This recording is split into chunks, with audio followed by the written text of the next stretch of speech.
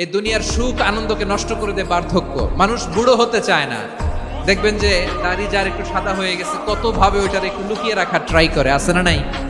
হ্যাঁ, এটারে কলপ দেয়, এটার কেউ মেহেদি দেয়, এটারে কেউ কেটে কুটে। এই যে আমারও তো পাকতেছে এদিক দিয়ে, এ তো আজ থেকে 5 বছর আগেও তো কুচকুচে দাড়ি ছিল, চুল ছিল, রং ধরা যৌবন জং ধরে শেষ। এই তো জীবন, this is the circle of life.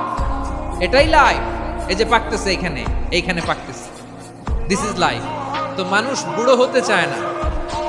এখন দেখবেন যে অনেক শ্যাম্পু বেরোইছে, শ্যাম্পু অ্যান্টি এজিং শ্যাম্পু।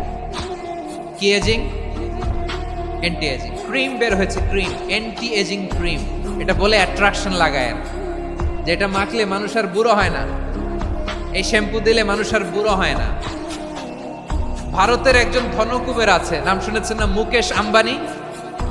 ওনার স্ত্রী নীতা আম্বানি, আমি একটা নিউজে দেখলাম যে তিনি গোল্ড ওয়াটার খেয়েছেন। 1 বোতল গোল্ড ওয়াটারের দাম মোস্ট লাইকলি $60,000 $60,000 1 বোতল গোল্ড ওয়াটার। কেন? এটা খেলে বার্ধক্যের ছাপ নাকি চেহারায় লাগে না। কিন্তু মানুষ যতই বয়স ধরে রাখতে চাক, এই দুনিয়ার জামিনে সে কি তার বয়স লুকাতে পারে? আমার কলিজার টুকরা সিলেট, আওয়াজ করে বলেন, এই দুনিয়ার জীবনে বয়সকে ধরে রাখা যাবে? আপনি অমর হবেন জান্নাতে, চির সুস্থ হবেন জান্নাতে। আপনি যদি চির যৌবন থাকতে চান, চির যুবক, এটা পাবেন জান্নাতে। সুবহানাল্লাহ বলেন। ওই জান্নাতে আপনি যেতে চান তো? চান? বদরের ময়দানে এই পাশে কোরাইশ, এই পাশে মুসলমানেরা। বিষ্ণু জালামাই ভাষণ দিলেন, বললেন, কুমু ইলা জান্নাতিন আরদুহাস সামাওয়াতি ওয়াল আরদ উইদ্দাত লিল মুত্তাকিন। আমার সাহাবারা, ওই জান্নাতের দিকে ছোট, যেই জান্নাত আকাশ জমিন বিস্তৃত। তোমরা দেখতে পাচ্ছ এটা বদরের ময়দান না, এটা আল্লাহর জান্নাত। আওয়াজ করে পড়েন আল্লাহু আকবার। বিশ্বনবী বললেন, ছোট ওই জান্নাতের দিকে, যে জান্নাতের বিস্তৃতি আকাশ জমিন বিস্তৃত।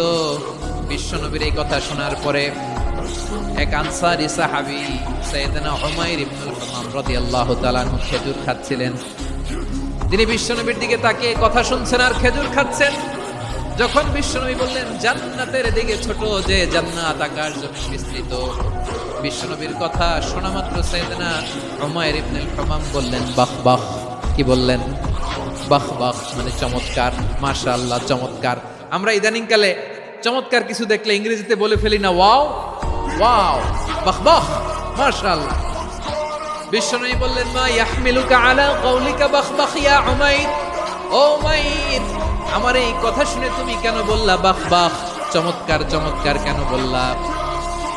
সাইয়েদনা উমাইর ইবনে হামাম রাদিয়াল্লাহু তাআলা আনহু বললেন, ইয়া রাসূলুল্লাহ, আপনার এই কথা শুনে আমি বড্ড খুশি হয়েছি, আর আমি প্রত্যাশা করছি আমি যদি ওই জান্নাতের মালিক হতে পারি তাহলে কতই না ভালো হতো। সুবহানাল্লাহ বলেন। বিশ্বনবী বললেন, ছোট ওই জান্নাতের দিকে, যে জান্নাত আকাশ জমিন বিস্তৃত।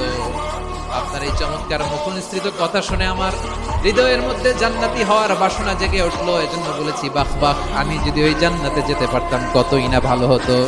উমাইরের কথা শুনে বিশ্বনবী বললেন, ঠিক আছে উমাইর, জান্নাতে ঢোকার জন্য, এই জান্নাতের অধিবাসী হওয়ার জন্য যেহেতু তোমার এত আকাঙ্ক্ষা, আমি বলে দিলাম আনতা মিন আহলিহা, তুমি আল্লাহর ওই জান্নাতের অধিবাসী হবা। যাও উমাইর, তুমি ওই জান্নাতের অধিবাসী, ওই জান্নাত তুমি ঢুকবা, তুমি জান্নাতি। তার মানে সহজ কথায় তুমি জান্নাতি। সুবহানাল্লাহ বলেন। যখন এই বিশ্বনবী বললেন জান্নাতি, সাইয়েদনা উমাইর রাদিয়াল্লাহু তাআলা আনহু খেজুর খাচ্ছিলেন আর মনে মনে ভাবে, বিশ্বনবী যখন ওয়ারেন্টি দিয়েছে, বিশ্বনবী যখন গ্যারান্টি দিয়েছে আমি জান্নাতে যাব, তাহলে হাতে তো এখনো 3টা খেজুর বাকি। এই 3টা খেজুর যদি খাই তাহলে জান্নাতে ঢুকতে দেরি হয়ে যাবে। সুবহানাল্লাহ পড়েন। হাতে কয়টা খেজুর? 3টা খেজুর। বিশ্বনবী বললেন, উমাইর আনতা মিন আহলিহা, তুমি ওই জান্নাতের অধিবাসী, তুমি জান্নাতি। উমাইর চিন্তা করলেন, আমি জান্নাতি, নবীর মুখ দিয়ে যখন বেরোইছে ওই জান্নাতে তো আমার ঢুকতেই হবে, কিন্তু হাতে 3টা খেজুর খেয়ে যদি জিহাদের ময়দানে যায় তাহলে জান্নাতে যেতে তো দেরি হয়ে যাবে। এই চিন্তা আসা মাত্রই খেজুর 3টাকে তিনি ছুঁড়ে মারলেন, তলোয়ার বের করে আল্লাহু আকবার বলে বদরের ময়দানে ঝাঁপিয়ে পড়লেন। আল্লাহর শত্রুদেরকে কচুকাটা করে এক পর্যায়ে শাহাদাতের সুধা পেয়ে নিজেও জান্নাতি হয়ে গেলেন। পড়েন সুবহানাল্লাহ। প্রিয় ভাইরা, সূরাতুল আহজাবের 45 এবং 46 নম্বর আয়াত আমি তেলাওয়াত করেছি, যেখানে আল্লাহ তাআলা বিশ্বনবীর 5টি বৈশিষ্ট্যের কথা বলেছেন। কয়টি? সবাই বলুন আওয়াজ করে, কয়টি? 5টি বৈশিষ্ট্যের কথা আল্লাহ তাআলা এই আয়াতটিতে উল্লেখ করেছেন। বিশ্বনবী সাল্লাল্লাহু আলাইহি ওয়াসাল্লামের জীবনী, ওনার বায়োগ্রাফি নিয়ে কথা বলাটা দুষ্কর, কারণ এটার কোনো শেষ নাই, ফুল নাই, কিনারা নাই, বিয়ন্ডলেস, বাউন্ডলেস, বটমলেস। সুবহানাল্লাহ বলেন। কারণ তিনি তো এমন নবী যিনি হ্যাঁ বললে এটা শরীয়তে হালাল হয়ে যায়। নবীর মুখ দিয়ে যদি বের হয় হ্যাঁ, নাম, ইয়েস, তাহলে এটা হালাল। ঠিক কিনা বলেন? এ নবীর মুখ দিয়ে যদি না বের হয় যে না, নো, তাহলে এটা শরীয়তে হারাম হয়ে যায়। কেমন নবী আমরা পেয়েছি, যিনি হ্যাঁ বললে হালাল, না বললে হারাম, যিনি সাব্বাবা, এই আঙ্গুলি উপরের দিকে উঁচু করলে চাঁদ ভেঙে 2 টুকরা হয়ে যায়, যে নবী জমিন থেকে পা উঁচু করলে আল্লাহর আরশে মেরাজে চলে যায়, এমন নবীর উম্মত আমরা হয়েছি। যে নবীকে বাদ দিলে কোরআন বোঝা যায় না, কারণ এ নবীর উপরই কোরআন নাজিল করেছে কে? এ নবীকে বাদ দিলে হাদিস বোঝা যায় না, কারণ হাদিস তো এ নবীর মুখনিসৃত পবিত্র বাণী। সুবহানাল্লাহ পড়েন। এ নবীকে বাদ দিলে জান্নাত চিনা যায় না, কারণ জান্নাত তিনি চাক্ষুষ দেখে এসে আমাদেরকে মেরাজ শেষে বর্ণনা করে শুনিয়েছেন। এ নবীকে বাদ দিলে জাহান্নাম চেনা যায় না, এ নবীকে বাদ দিলে আমার রবকে চেনা যায় না। ঠিক কিনা বলেন? তো বিশ্বনবীর 5টি বৈশিষ্ট্যের কথা আল্লাহ তাআলা এই সূরাতে উল্লেখ করেছেন। আল্লাহ রাসূল সাল্লাল্লাহু আলাইহি ওয়াসাল্লাম যখন মক্কাতে দাওয়াত দিচ্ছিলেন, মক্কার কুরাইশরা নানাভাবে বিষ্ণু ঈসা ইসলামকে কষ্ট দিচ্ছিল, নানাভাবে ট্যাগিং করছিল, মিথ্যা অপবাদ দিচ্ছিল। কখনো কখনো তারা বিশ্বনবীকে বলছিল মিথ্যাবাদী, কাযযাব। কখনো বলছিল যে তুমি হচ্ছে জাদুকর, সাহির। কখনো বলেছে শায়ের, মুহাম্মদ তুমি কবি। কখনো বলেছে কাহেন, মুহাম্মদ তুমি গণক। এবং কখনো বলেছে মুহাম্মদ তুমি হচ্ছে মাজনুন, মানে পাগল। আওয়াজ করে সবাই পড়ুন নাউযু বিল্লাহি মিন যালিক। তাহলে বিশ্বনবীকে মৌলিকভাবে এই 5টি অপবাদ দিয়েছে। আমার কলেজা টুকরা সিলেটের ভাইরা, বিশ্বনবীর ব্যাপারে মিথ্যা অপবাদ মৌলিকভাবে দিয়েছে কয়টি? 5টি। বলেছে তুমি মিথ্যাবাদী, বলেছে তুমি গণক, তুমি কবি, তুমি পাগল, তুমি জাদুকর। বিশ্বনবীকে যে এই 5টি অপবাদ দেয়া হলো, আল্লাহ তাআলা এটা সহ্য করেননি। এই 5টি অপবাদের বিপরীতে আল্লাহ তাআলা বিশ্বনবীর 5টি চমৎকার বৈশিষ্ট্য উল্লেখ করে সূরাতুল আহজাবের 2টি আয়াত নাজিল করেছেন। আওয়াজ করে পড়েন আল্লাহু আকবার। 5টি চমৎকার বৈশিষ্ট্য সূরাতুল আহজাবের ভেতরে রব্বুল আলামিন উল্লেখ করে আমাদেরকে জানিয়ে দিচ্ছেন, ইয়া আইয়ুহান নাবিয়্যু ইন্না আরসালনাকা শাহিদান ওয়া মুবাশশিরান ওয়া নাযীরা ওয়া দাঈয়ান ইলাল্লাহি বিইذনিহি ওয়া সিরাজাম মুনীরা। পড়েন আল্লাহু আকবার। রব্বুল আলামিন ডেকে বলেন, ও নবী, নিশ্চয় আমি আপনাকে সাক্ষ্যদাতা রূপে প্রেরণ করেছি, সুসংবাদদাতা রূপে প্রেরণ করেছি, সতর্ককারী রূপে প্রেরণ করেছি, আল্লাহর দিকে আহ্বানকারী রূপে প্রেরণ করেছি, আর আলো দানকারী চেরাগ রূপে, প্রদীপ রূপে প্রেরণ করেছি। পড়েন সুবহানাল্লাহ। 5টা বৈশিষ্ট্য। 1 নম্বরে আল্লাহ তাআলা বলেন, হে নবী, নিশ্চয় আমি আপনাকে সাক্ষ্যদাতা হিসেবে প্রেরণ করেছি। সাক্ষ্যদাতা, বিষ্ণু ঈসা ইসলাম সাক্ষ্য দিবেন, এজন্য শাহিদ। শাহিদ মানে সাক্ষ্যদাতা। আওয়াজ করে বলুন, শাহিদ মানে কি? তিনি সাক্ষ্য দিবেন। মুবাশশির, 2 নম্বর বৈশিষ্ট্য হচ্ছে তিনি মুবাশশির। মুবাশশিরুম বিরাহমাতিল্লাহি ওয়া বিল জান্নাহ। তিনি আল্লাহর রহমতের সুসংবাদ দেন, তিনি আল্লাহর জান্নাতের সুসংবাদ দেন। সুবহানাল্লাহ পড়েন। 3 নম্বর বৈশিষ্ট্য হচ্ছে নাযীর, তিনি সতর্ককারী, ওয়ার্নার। তিনি সাবধান করতে এসেছেন, রিমাইন্ডার দিতে এসেছেন যে আল্লাহর পথে যদি না চলো, শিরকি কাজ যদি না থামা, তাহলে এমন আযাব আসবে আল্লাহর পাকড়াও থেকে তুমি বাঁচতে পারবে না। তিনি নাদী। বিষ্ণু ঈসা ইসলামের 4 নম্বর বৈশিষ্ট্য হচ্ছে দাঈয়ান ইলাল্লাহ, তিনি আল্লাহর দিকে আহ্বানকারী। এই যে আমরা আমাদেরকে পরিচয় দেই যে আমরা দাঈ, পরিচয় দেই যে আমরা দাঈ, বলি না? বলি যে উনি হচ্ছেন একজন দাঈ ইলাল্লাহ। বহু বচন আমরা বলি আদ-দুআত ইলাল্লাহ, এটা কোরআনের এই আয়াত থেকে এসেছে। সুবহানাল্লাহ পড়েন। ওয়া দাঈয়ান ইলাল্লাহি বিইذনিহি, আল্লাহর আদেশে বিষ্ণু ঈসা ইসলাম আল্লাহর দিকে মানুষকে ডাকেন। এবং বিষ্ণু ঈসা ইসলামের 5 নম্বর বৈশিষ্ট্য হচ্ছে সিরাজাম মুনীরা, আলোদানকারী প্রদীপ, আলোকদীপ্ত প্রদীপ, যে আলো দিয়ে তিনি গোটা বিশ্বকে আলোকিত করেছেন। আওয়াজ করে পড়েন আল্লাহু আকবার। তাহলে মোট 5টি বৈশিষ্ট্য নিয়ে আমরা কথা বলবো বিশ্বনবীর। আওয়াজ করে বলুন কয়টি? 1 নম্বরে হচ্ছে শাহিদ, বিশ্বনবী সাক্ষী দিবেন। কি দিবেন? He will be witness for all prophets and for us, তিনি নবীদের উপরও সাক্ষী দিবেন, আবার উম্মতের উপরও সাক্ষী দিবেন। সুবহানাল্লাহ পড়েন। কিয়ামতের দিন আল্লাহ তাআলা প্রত্যেক নবীকে জিজ্ঞেস করবেন যে তুমি কি তোমার উম্মতের কাছে আমি যা যা পৌঁছাতে বলেছিলাম পৌঁছিয়েছো? নবীরা বলবে আল্লাহ আমি পৌঁছিয়েছি। নবীদের কথা ঠিক কিনা, সত্য কিনা, এর সপক্ষে তখন বিশ্বনবী সাক্ষী দিবেন। সুবহানাল্লাহ পড়েন। এজন্য রব্বুল আলামিন বলেন ফাকাইফা ইযা জিনা মিন কুল্লি উম্মাতিন বিশাহীদিন ওয়া জিনা বিকা আলা হাউলাই শাহীদা। তখন কেমন হবে যখন প্রতিটি উম্মত থেকে আমি একজনকে সাক্ষ্য হিসেবে বের করে আনবো, আর তাদের উপরে নবী আমি আপনাকে সাক্ষ্য বানাবো। পড়েন সুবহানাল্লাহ। তাহলে সব উম্মতের ব্যাপারে সেই উম্মতের নবীরা সাক্ষ্য দিবে, আর ওই নবীদের উপরে আমাদের নবী বিশ্বনবী সাক্ষ্য দিবেন। সুবহানাল্লাহ পড়েন। এজন্য বিশ্বনবী হচ্ছেন শাহিদ। শাহিদের আরেকটা ব্যাখ্যা হচ্ছে বিশ্বনবী সাল্লাল্লাহু আলাইহি ওয়াসাল্লাম আমাদের সাক্ষীর উপরে তিনি সাক্ষী দিবেন। তিনি নবীদেরও সাক্ষী, আবার আমাদের উপর উম্মতের উপরও সাক্ষী। সুবহানাল্লাহ পড়েন। রব্বুল আলামিন বলেন وَكَذَلِكَ جَعَلْنَاكُمْ أُمَّةً وَسَطًا لِتَكُونُوا شُهَدَاءَ عَلَى النَّاسِ وَيَكُونَ الرَّسُولُ عَلَيْكُمْ شَهِيدًا। আর অনুরূপভাবে আমি তোমাদেরকে মধ্যমপন্থী উম্মত হিসেবে তৈরি করেছি, প্রেরণ করেছি। ব্যালেন্সড উম্মাহ, মধ্যমপন্থী উম্মাহ হিসেবে প্রেরণ করেছি, যাতে করে তোমরা সবার উপরে সাক্ষ্য দিতে পারো, আর যাতে তোমাদের নবী হতে পারে তোমাদের উপরে সাক্ষ্যদাতা। পড়েন সুবহানাল্লাহ। আমরা হচ্ছি ব্যালেন্সড উম্মাহ, আমরা সবার ব্যাপারে সাক্ষ্য দিব, আর আমাদের উপর সাক্ষ্য দিবে স্বয়ং বিশ্বনবী। সুবহানাল্লাহ পড়েন। তাহলে আমাদের নবী নবীদের উপরও সাক্ষী, আমাদের উপরও সাক্ষী। সেই বুখারীতে এসেছে আল্লাহ তাআলা কিয়ামতের দিন সাইয়েদনা নূহ আলাইহিস সালামকে বলবেন, নূহ তুমি কি দাওয়াত পৌঁছিয়েছো তোমার উম্মতের কাছে? নূহ আলাইহিস সালাম বলবেন হ্যাঁ আমি পৌঁছিয়েছি। এবার নূহের উম্মতকে আল্লাহ জিজ্ঞেস করবেন, এই নূহের উম্মতেরা তোমাদের নবী নূহ কি দাওয়াত পৌঁছিয়েছে?